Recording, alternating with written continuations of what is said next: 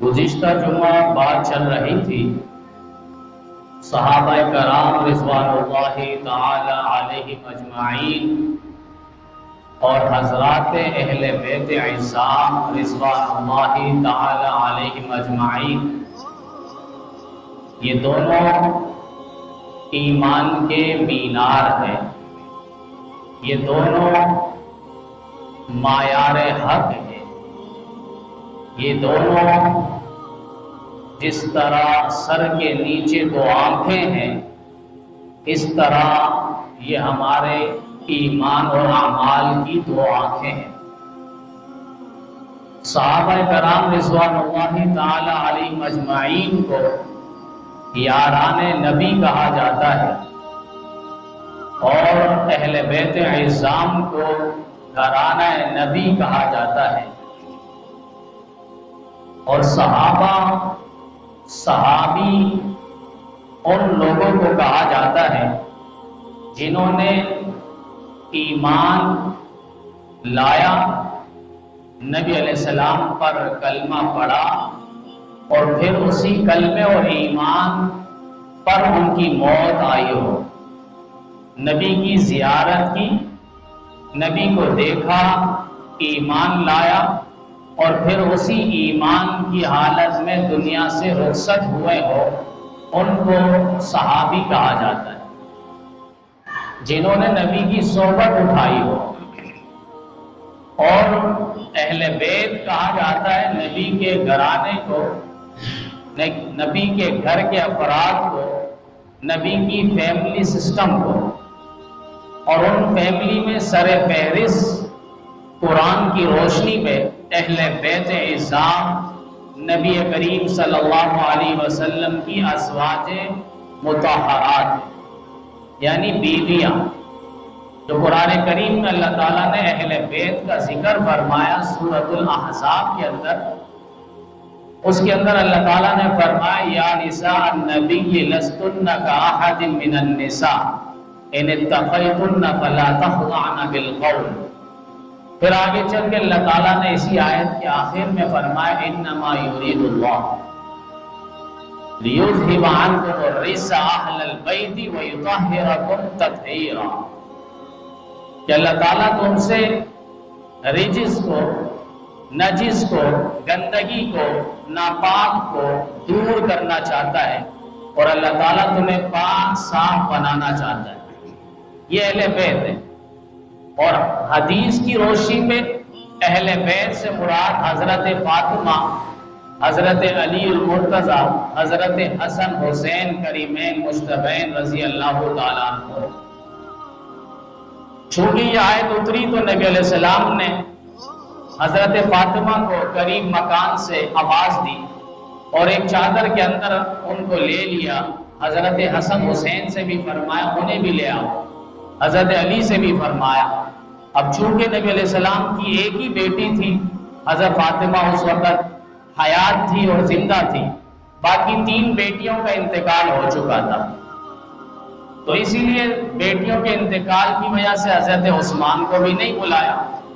اب حضرت علی ہی نبی علیہ السلام کے داماد ہیں، تو حضرت علی اور نبی حضرت فاطمہ حسن حسین کو نبی علیہ السلام نے بلایا اور اپنی چادر پہ انہیں لی، اور لینے کے بعد فرمایا اللہم ہؤلاء اہل بیتی فتطہرہم تطہیرا، اللہ یہ بھی میرے گھر والے، ان کا بھی آنا جانا رہتا ہے، یہ میری بیٹی ہے، یہ میرے نواسے ہیں، یہ میرے داماد ہیں، اللہ آپ انہیں بھی پاک صاف کر لیں۔ نبی علیہ السلام جانتے تھے اللہ تعالیٰ کی رحمت سمندر سے بھی بڑھ کر حاوی ہے، اور اللہ کی رحمت متوجہ ہے، ابھی میں ان کے لیے بھی دعا مانگوں گا، ضرور اللہ تعالیٰ قبول فرمائیں گے۔ تو قرآن کی روشنی پہ اہل بیت سے مراد نبی کی بیویاں، اور احادیث کی روشنی پہ اہل بیت سے مراد نبی کے گھر والے حضرت فاطمہ، حسن حسین اور حضرت علی المرتضیٰ رضی اللہ تعالیٰ۔ تو اہل بیت میں بھی وہ لوگ مراد ہیں جنہوں نے نبی علیہ السلام کا کلمہ پڑھا اور جنہوں نے نبی علیہ السلام پر ایمان لایا۔ جنہوں نے نبی علیہ السلام کا کلمہ نہیں پڑھا، ایمان نہیں لایا، وہ اہل بیت کے اندر داخل نہیں ہے۔ اہل بیت کے لیے ضروری ہے ایمان کے ساتھ مشرف ہونا، اور نبی علیہ السلام نے فرمایا مثل اہل بیتی کسفینۃ نوح، میرے گھر والوں کی مثال، اہل بیت کی مثال نوح علیہ السلام کی کشتی کی طرح ہے۔ جو نوح علیہ السلام کی کشتی پہ سوار ہو گیا وہ نجات پا گیا، اور ومن تخلف عنہا فقد ہلک، اور جو نوح علیہ السلام کی کشتی پہ سوار نہیں ہوا، فرمایا یہ لوگ ہلاک ہو گئے، تباہ برباد ہو گئے، پوری دنیا پہ پانی لپیٹ میں نے لے لیا۔ یہ اہل بیت، تو صحابہ اہل بیت سے جدا نہیں، اہل بیت صحابہ سے جدا نہیں۔ رحماء بینہم، قرآن نے روز اول سے کہہ دیا ان میں آپس میں محبت ہے۔ بدقسمتی سے ہمیں یہ محبت بیان کرنی پڑتی ہے۔ چڑھتے سورج پر شک نہیں ہوتا، سورج نکل جاتا ہے، بتانے کی ضرورت نہیں ہے کہ اب صبح ہو چکی ہے، اجالا ہو چکا ہے، روشنی پھیل چکی ہے، دن کا آغاز ہو چکا ہے، اب یہ بتانے کی ضرورت نہیں ہے، چونکہ سورج چڑھ چکا ہے، نکل چکا ہے۔ صحابہ اہل بیت کی بھی محبت اور ان کی تعریف بتانے کی ضرورت نہیں ہے۔ جہاں صحابہ اہل بیت کی بات آئے تو ان میں محبت خود بخود نظر آئے گی، ان میں الفت اور پیار اور لگاؤ خود بخود نظر آئے گا۔ یہ بتانا اس لیے پڑتا ہے کہ ایک طبقہ جو ہے روز اول سے کیچڑ اچھالنے پر ہے کہ معاذ اللہ صحابہ اہل بیت میں دشمنی تھی، نبی کے بعد ان لوگوں نے باغ فدق لے گیا تھا، اس طرح کرتے کرتے ایمان پر حملہ اور ڈاکہ زنی کی۔ اسی لیے قرآن کریم میں اللہ تعالیٰ نے سب سے پہلے ان لوگوں کا ذکر فرمایا کہ صحابہ کرام کو پہچانو، ان کی محبت دل میں بساؤ، ان سے محبت لگاؤ، ان جیسا ایمان پیش کرو۔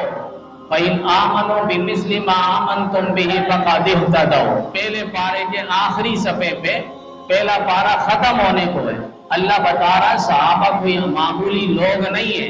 جس طرح ہم نے نبیوں کو چنا ہے انسانیت پہ، پھر نبیوں میں امام الانبیاء کو چنا، اسی طرح ہم نے صحابہ کرام کو بھی چنا ہے۔ صحابہ یہ وہابی ہے، کسبی نہیں ہے، کوئی عبادت کے زور پہ، نفل کے زور پہ، تلاوت کے زور پہ، ریاضت کے زور پہ، مجاہدے کے زور پہ وہ صحابی نہیں بن سکتا۔ جسے اللہ چن لے، منتخب فرما لے، پسند فرما لے، نبی کی زیارت اور صحبت میں ڈال دے، ایمان کے ساتھ مشرف کروا لے، وہ لوگ صحابہ ٹھہرتے ہیں۔ اور انہی کے بارے میں اللہ فرما رہا ہے فَإِنْ آمَنُوا بِمِثْلِ مَا آمَنْتُمْ بِهِ فَقَدِ اهْتَدَوْا، ان صحابہ جیسا ایمان پیش کرو تو فَقَدِ اهْتَدَوْا، ہدایت یافتہ ہو جاؤ گے، ہدایت تمہارے قدم چومے گی، پھر راہ جنت کی طرف تم ہموار ہو جاؤ گے۔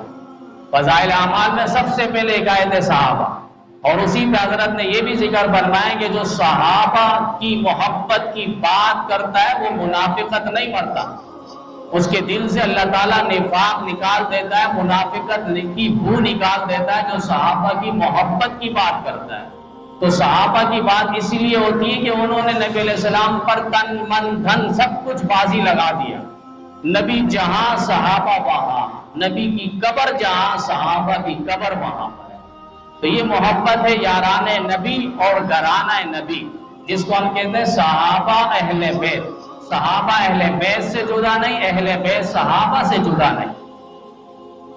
حضرت علی المرتضی رضی اللہ تعالیٰ عنہ، حضرت عمر فاروق رضی اللہ تعالیٰ، ان کی آپس میں محبت دیکھیں۔ حضرت عمر نے فرمایا کہ علی، نبی سے میں نے یہ بات سنی تھی، کل قیامت کے دن سارے رشتے ختم ہو جائیں گے، ایک رشتہ جو سادات کا ہے، سید خاندان کا، وہ باقی رہے گا۔ تو پھر کیا کرنا ہے؟ کہا میں نے اپنی بیٹی نبی کو دی ہے نکاح میں، حضرت حفصہ کو، میں چاہتا ہوں کہ نبی کے اس خاندان پہ اپنا رشتہ بھی لگاؤں۔ پھر کیا کرنا ہے؟ آپ کی بیٹی ام کلثوم کے ساتھ میں نکاح کرنا چاہتا ہوں۔ حضرت علی المرتضی رضی اللہ تعالیٰ نے فوراً ام کلثوم کا نکاح حضرت عمر فاروق رضی اللہ تعالیٰ عنہ سے کروا دیا۔ اب یہ دیکھیں محبت ہے، حضرت علی اور عمر کی محبت آپ دیکھیں۔ حضرت ابوبکر صدیق رضی اللہ تعالیٰ عنہ، دنیا سے جانے کا وقت ہے، صحابہ کرام کا اجتماع بلوایا گیا، مجلس لگائی گئی، اور اس مجلس کے اندر حضرت ابوبکر صدیق رضی اللہ تعالیٰ عنہ نے سارے صحابہ کو مخاطب فرمایا اور فرمایا کہ میرا کچھ وقت کا معلوم نہیں، میں تمہارے درمیان ایک شخص کو خلیفہ بنا رہا ہوں کیا تم اس پر اعتماد کر لو گے؟ انکار تو نہیں کرو گے؟ سارے صحابہ کے ہاتھ نیچے، حضرت علی فوراً ہاتھ اٹھا کر کھڑے ہو گئے، کہا مجھے انکار ہے۔ ابوبکر صدیق حیران ہو گئے، آپ کو انکار کس چیز کا؟ کہا مجھے انکار ہے، آپ کے ہاتھ پہ جو پرچی ہے اس پہ جس کا نام لکھا ہے اس کے علاوہ، یعنی عمر کے علاوہ کوئی اور اگر خلیفہ بنے گا مجھے پھر انکار ہے، میں اس کو نہیں مانوں گا خلیفہ۔ یہ دیکھیں محبت، حضرت ابوبکر صدیق نے بھی پرچی پہ جس کا نام لکھا تھا وہ حضرت عمر ہی تھے، اور حضرت ابو علی رضی اللہ تعالیٰ عنہ بھی بتا رہے ہیں کہ آپ کی پرچی پہ ہاتھ پہ جو نام لکھا ہے عمر کے علاوہ کسی اور کا نام ہوگا پھر میں علی اس کو نہیں مانوں گا، عمر ہی کو میں اپنا خلیفہ اور امام اور رہبر رہنما مانوں گا۔ یہ محبت ہے حضرت علی، حضرت عمر فاروق رضی اللہ تعالیٰ عنہ۔ نبی علیہ السلام دنیا سے جا چکے، ابوبکر صدیق نے بیعت کے لیے ہاتھ ابھی بڑھایا نہیں، حضرت علی نے فوراً بیعت کر لی کہ ہمارا خلیفہ اور امام آپ ہیں۔ صحابہ لوگوں نے دیکھا نہیں، ایسا نہ ہو 14 صدیوں کے بعد پھر آج کوئی لانتی بول رہا ہوتا کہ حضرت علی نے تو بیعت ہی نہیں کی، حضرت علی نے تو ان کو اپنا امام مانا ہی نہیں تھا۔ پھر سارے صحابہ اور مجلس کی موجودگی میں حضرت علی نے پھر ہاتھ بڑھایا اور ابوبکر صدیق کے ہاتھ پر بیعت کی۔ یہ 2 مرتبہ حضرت علی المرتضی شیر خدا اور شیر جرار رضی اللہ تعالیٰ عنہ نے حضرت ابوبکر صدیق رضی اللہ تعالیٰ عنہ کے ہاتھ پر بیعت فرمائی۔ حضرت عثمان رضی اللہ تعالیٰ عنہ نے ایک موقع پہ دیکھا حضرت علی جا رہے ہیں راستے سے، کہا علی خیر ہے، کہاں جا رہے ہو؟ کہا یہ زرہ ہے بیچنے کو جا رہا۔ خیریت؟ آپ تو میدان جہاد کے سرخیر اور جرنیل ہیں، آپ تو مرد مجاہد ہیں اور یہ زرہ آپ بیچنے جا رہے ہیں؟ کہا کہ نبی کی گھر پہ میرا رشتہ ہونے والا ہے اور نبی علیہ السلام نے حق مہر سے متعلق پوچھا ہے اور میرے پاس پیسے نہیں تھے، اس زرے کو بیچنے جا رہا ہوں۔ حضرت عثمان جانتے تھے میں ان کو پیسے دے دوں اور زرہ بھی دے دوں یہ ان کی غیرت ہے، یہ نہیں لیں گے۔ حضرت عثمان نے یہ سوچ کر ان سے زرہ لے لیا اور کہا کتنے کا دو گے؟ کہا 400 درہم۔ کہا یہ پیسے لے لو۔ پیسے لے لیے، حضرت علی چل پڑے۔ حضرت عثمان نے گھر پہ جا کے سوچا ان کو میں ولیمے کے اندر یہ گفٹ اور تحفہ اور ہدیہ کر دوں، اب یہ لیں گے؟ یہ آپس میں محبت دیکھیں، شادی علی کا، خرچ عثمان کا، دیکھ پیار علی سے ابن عفان کا کہ حضرت عثمان کس قدر محبت فرما رہے ہیں۔ خراسان کی جنگ ہو رہی ہے، وہاں حضرت علی المرتضی رضی اللہ تعالیٰ عنہ اور حضرت حسین حسن رضی اللہ تعالیٰ عنہما، یہ سارے بحری جہاز جو حضرت عثمان کے دور میں سمندری جہاز 1750 بحری جہاز بنایا گیا اور ان سب کو سمندر کے راستے پہ اتارا گیا۔ قسطنطنیہ سے لڑائی تھی، اس بحری جہاز کے اندر جانے والے، ماتحت میں لڑنے والے حضرت حسن حسین رضی اللہ تعالیٰ عنہ۔ شہزادی گرفتار ہو رہی ہے، ایران کے بادشاہ کی بیٹی حضرت عمر فاروق کے زمانے میں گرفتار ہو کر آئی، کہا کہ اسے شہزادے کے ساتھ نکاح فرمانا ہے۔ حضرت عمر نے کہا ٹھیک ہے، کہا اصول ہے دنیا کا، ملکہ گرفتار ہو تو بادشاہ وقت کے ساتھ اس کی شادی ہوتی ہے اور شہزادی گرفتار ہو تو بادشاہ کے شہزادے کے ساتھ ان کا نکاح ہوتا ہے۔ بالآخر یہ بات چلی، صحابہ سمجھنے لگے حضرت عمر فاروق رضی اللہ تعالیٰ عنہ اپنے بیٹے کے ساتھ ان کا نکاح فرمائیں گے۔ حضرت عمر نے فوراً حضرت حسین کو طلب فرمایا اور کہا کہ انہیں بلاؤ، یہ تو ہمارے جنت کے بھی شہزادے ہیں، تو دنیا کے شہزادے نہیں ہیں۔ ان سے حضرت عمر فاروق رضی اللہ تعالیٰ عنہ نے نکاح فرمایا حضرت حسین کے ساتھ، اور حضرت حسین کے ساتھ جو نکاح ہوا شیر بانوں کا، اس سے جو پہلا بیٹا ہوا ان کا نام محمد باقر رحمت اللہ علیہ ہے۔ میں نے جس طرح بتلایا کہ 12 امام ہیں، ان کا سلسلہ جو چلا ہے یہ شیر بانوں سے چلا ہے۔ حضرت علی ہے، حضرت حسن حسین ہے، امام زین العابدین ہے، محمد باقر ہے، امام جعفر صادق ہے، موسیٰ کاظم ہے، موسیٰ محمد تقی ہے، محمد نقی ہے، حسن عسکری ہے، امام مہدی علیہ الرضوان ہے۔ یہ جتنے بھی سلسلے چلے ہیں شیربانوں سے یہ سلسلہ چلا ہے، اور شیربانوں کو تب مانا جائے گا جب حضرت عمر کو مانا جائے گا۔ تو یہ سلسلہ ہے اور یہ محبت اور پیار ہے۔ جو امام سجاد کہتے ہیں، امام اوسط کہتے ہیں، امام غازی کربلا کہتے ہیں، حضرت امام زین العابدین رحمت اللہ علیہ، یہ انہی کے حضرت علی المرتضی رضی اللہ تعالیٰ عنہ کے حضرت حسین کے فرزند انجمن ہے، اور یہی حضرت شیر بانو کا فرزند انجمن اور صاحبزادہ ہے۔ امامہ کے ساتھ حضرت علی کا نکاح ہوا۔ حضرت فاطمہ جانے کا وقت ہے، حضرت علی سے فرمایا میرے جانے کے بعد اگر میری جیسی خدمتگار اور گزار عورت چاہیے تو میری بہن زینب، ان کی بیٹی امامہ کے ساتھ آپ نکاح فرما لینا۔ یہ ساری داستان کربلا میں اتنے جھوٹ باندھے گئے، تاریخ کا مطالعہ اگر آپ کریں تو اتنا جھوٹ باندھا گیا، کسی واقعے کے اندر اتنا جھوٹ نہیں باندھا گیا۔ کسی نے کہا میں چھت پہ چڑھ چکا ہوں بغیر سیڑھی اور دیوار اور سہارے کے، کسی نے کہا اندھا ہے لیکن خوبصورت درزی ہے، بہترین درزی ہے، کسی نے کہا لنگڑا ہے لیکن رفتار میں تیز بھاگنے میں یہ فرسٹ آیا ہے، کسی نے کہا یہ دیکھتا نہیں ہے درزی ہے، کسی نے کہا گونگا ہے مگر بہترین تقریر کرتا ہے۔ تو یہ سارے جو جھوٹ باندھے گئے، اس سے زیادہ جھوٹ کربلا کی تاریخ کے اندر باندھا گیا۔ 72 افراد کہتے ہیں شہید ہوئے، تو 72 افراد کون ہے؟ ذرا ان کا نام تو لو نا۔ 72 افراد ہے کون؟ 21 اہل بیت کے لوگ تھے اور 51 حضرت حسین کے اعوان، احبہ، انصار اور دوست لوگ تھے۔ اب اہل بیت کے جو 21 لوگ تھے وہ کون تھے؟ صرف حضرت حسین کا، حضرت عباس کا نام لے لیا جاتا ہے، باقیوں پر پانی پھیر دیا جاتا ہے۔ بھائی وہاں پر حضرت علی کے بیٹے بھی تھے، ابو بکر بن علی، عمر بن علی، عثمان بن علی۔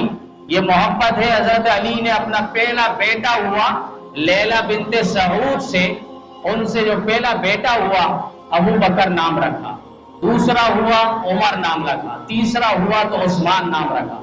یہ محبت ہی تو ہے۔ کسی نے کہا اس لیے نام رکھا، محبت نہیں تھی، دشمنی تھی تاکہ دشمن سامنے رہے۔ تو پھر ہم نے کہا تم بھی اپنے دشمنوں کا نام رکھ لو، ابو جہل، یزید اور فرعون، تاکہ تمہارے سامنے بھی تمہارے دشمن سامنے رہے۔ محبت کو کس قدر دبا دیا گیا۔ آج بھی آپ دیکھیں حضرت حسین رضی اللہ تعالیٰ عنہ کی قبر مبارک جہاں پر ہے، ان کے ساتھ 2 شخص سو رہے ہیں، ذرا پوچھیں وہ 2 شخص کون ہیں؟ آپ کو نہیں بتلایا جائے گا وہ 2 شخص ہے کون۔ بالکل نانا کے قبر کی تصویر ہے، جو نانا کے قبر کی تصویر ہے، ابو بکر عمر سو رہے نبی درمیان پہ، اسی طرح وہاں حسین سو رہے دائیں بائیں ان کے بھائی ابو بکر بن علی، عمر بن علی، وہ بھی حضرت حسین رضی اللہ تعالیٰ عنہ کے ساتھ سو رہے۔ یہ محبت ہے ان کے درمیان، پیار ہے۔ حضرت معاویہ سالانہ وظیفہ تو 5000 دینار دے رہے ہیں، کبھی 10,000 دینار دے رہے ہیں، کبھی 2 لاکھ درہم دے رہے ہیں، 4 لاکھ درہم دے رہے ہیں، کبھی 40 کروڑ دے رہے ہیں۔ امیر معاویہ رضی اللہ تعالیٰ اہل بیت کے ساتھ اتنی محبت کر رہے ہیں۔ اب آزادی کا دن گزرا، 14 اگست کا دن گزرا، ہم نے سب نے آزادی بنائی، اس کے پیچھے قربانیاں ہیں۔ ہم نے ملک حاصل کیا تو اہل بیت صحابہ ان کی قربانیاں رنگ لائی ہے۔ سب سے پہلے جو ڈابیل اور ٹھٹا کے راستے پہ حضرت عثمان ابن العاص پہنچے، اس کے بعد محمد بن مسلمہ رضی اللہ تعالیٰ 10,000 صحابہ کے لشکر لے کر یہاں پہ پہنچے تھے، سندھ اور ملتان کی سرزمین پہ۔ ٹھٹا اور کابل اور مکران اور دیگر شکارپور میں جو صحابہ کرام کی قبر ہیں، یہ مجھے آپ کو پیغام دے رہی ہے کہ ہم یہاں پر آئے تھے دین متین کو لے کر، اسلام کو فروغ دینے کے لیے، اسلام کو پھیلانے کے لیے۔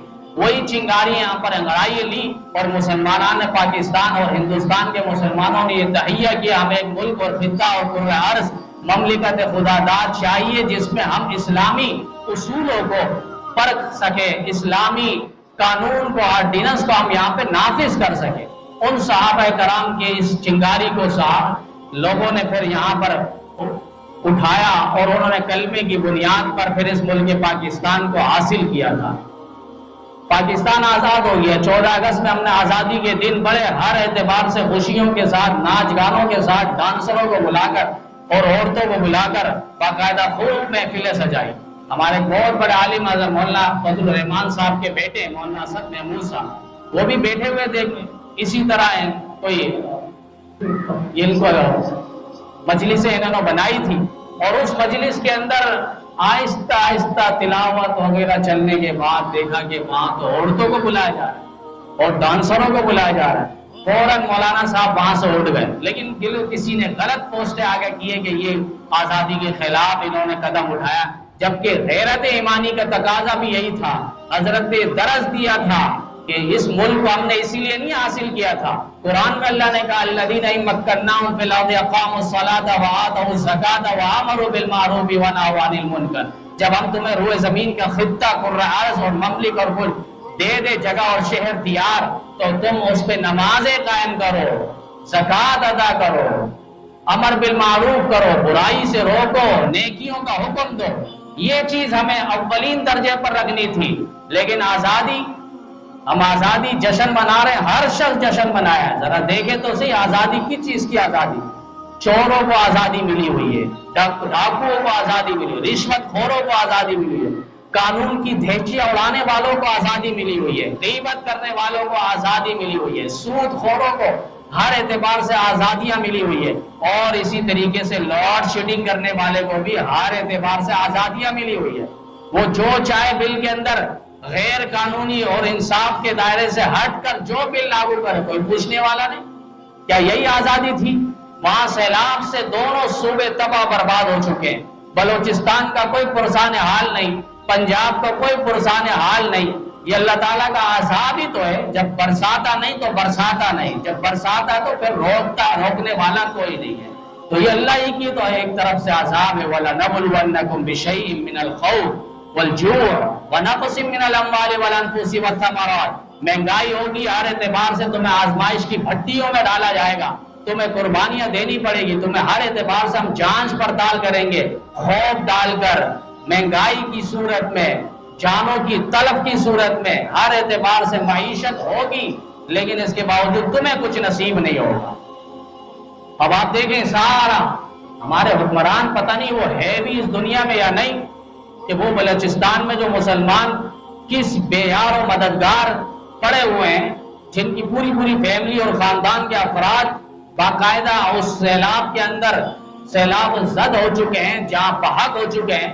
پھر اب وہ پنجاب کا نمبر، اور پھر ہم سمجھتے ہیں کہ ہمارے پاس یہ عذاب نہیں آ رہا، ہم سکون میں ہیں۔ نبی علیہ السلام نے تو یہاں تک فرمایا کہ اگر ایک مسلمان مشرق میں بھی ہو، دوسرا مغرب میں ہو، مشرق کا مسلمان اگر پریشان ہے تو مغرب کا مسلمان تڑپ جائے۔ مسلمان ایک جسم کے مانند ہے، آنکھ پہ تکلیف ہو تو پورا جسم بے قرار ہو جاتا ہے، پاؤں میں تکلیف ہو تو آنکھوں سے آنسو جاری ہو جاتی ہے۔ تو مسلمان وہاں پہ یار و مددگار ہے، پریشان ہے، ہم یہاں ہر اعتبار سے جشن منا رہے ہیں، خوشیاں منا رہے ہیں، اور وہ خوشی بھی اسلام کے دائرے سے ہٹ کر ہے۔ اور وہ خوشی جو یہ لارڈ شیڈنگ کرنے والوں کو، انہیں اللہ ہدایت دے۔ ایک بچہ 2 بجے رات کو اٹھ کے روتا ہے اور کہتا ہے کہ بہت زیادہ گرمی لگی ہے، اللہ تمہیں ہدایت دے، لائٹ بند کرنے والوں، میرا پسینہ دیکھو کس طرح نکل رہا ہے۔ لوگ آتے ہیں گھروں میں آرام کرنے کے لیے، راتوں کو لائٹیں بند کر رہے ہیں، جس کی وجہ سے دن کے کام کاج کے اندر اس کو سکون اور راحت نصیب نہیں ہوتا۔ تو عدلیہ کو چاہیے، عدالت کو، جو ہمارے جو بڑے ادارے ہیں، اور ان مگرمچھوں کو ہاتھ ڈالیں اور انہیں دیکھیں یہ کس بنیاد پر یہ بل پر مختلف ٹیکس لگا کر، عوام تو ویسی مہنگائی کی صورت میں، بارش کی صورت میں، سیلاب کی صورت میں، دیگر اور آفات و بلیات کی صورت میں پریشان حال ہے۔ اب مزید ان کے اندر اس طرح ہو، پہلے بھی بل نہیں بھر سکتے تھے، اتنا بل آتا تھا، اور اب تو ماشاءاللہ مزید ٹیکسیں لگا کر اس قوم کے جینا تو بڑھ کر چکے ہیں، اور وہ باقاعدہ خون پہ اور پھانسیوں پہ لٹکنے پر مجبور ہو چکے ہیں۔ تو ضرورت ہے عدلیہ ہمارا اس پر غور و خوض کرے، اور انہیں جو قانون کے دائرے پہ ان پر انصاف ہے انہیں کٹہرے پہ لایا جائے، اور انہیں جو سزا ہے وہ سزا دینی چاہیے لارڈ شیڈنگ کرنے والوں کو۔ ہم اس پر کوئی بات نہیں کرتے۔ بہرحال صحابہ کرام اہل بیت اعظام کے درمیان محبتیں تھیں اور ان کی قربانیاں تھیں، جس کے نتیجے میں وہ خون انگڑائیاں، ان کی قربانیاں انگڑائیاں لیتے لیتے ہمارے پاس پہنچی، اور ہم نے اس ملک کو حاصل کیا اسلام کی بنیاد پہ۔ ضرورت ہے اسلام کو فروغ دیا جائے، جس بنیاد پہ اس ملک کو حاصل کیا تھا۔ اللہ تعالیٰ اس بنیادی مقصد کو، کلمہ اور کلمے کی بنیاد مفہوم اور احادیث اور نبی علیہ السلام کی سیرت و زندگی اللہ اس کو پروان چڑھائے۔ وآخر دعوانا الحمدللہ رب العالمین۔